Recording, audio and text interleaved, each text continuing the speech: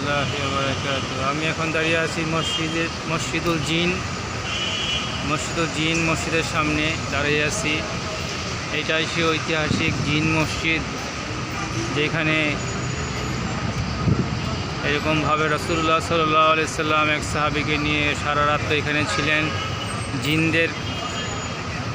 জিনদেরকে বিভিন্ন নসিহত করছেন। জিনেরাও এরকমভাবে রাসূলুল্লাহ সাল্লাল্লাহু আলাইহি সাল্লামকে এরকম এক প্রকার অবরুদ্ধ করে রাখছিল যে রাসূলুল্লাহ আপনি আমাদেরকে নসিহত করেন।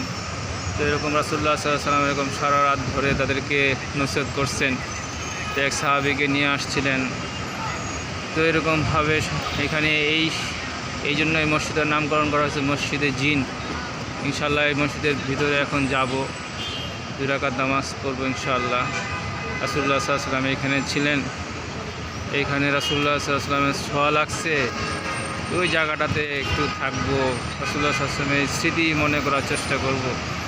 আল্লাহ তাআলা যেন আমাদেরকে রাসূলের সুন্নাহ পুরোপুরিভাবে আদায় করার তৌফিক দান করেন, পুরোপুরিভাবে সুন্নাতের উপর চলার তৌফিক দান করেন। আমিন। আসসালামু আলাইকুম ওয়া রাহমাতুল্লাহি ওয়া বারাকাতুহু।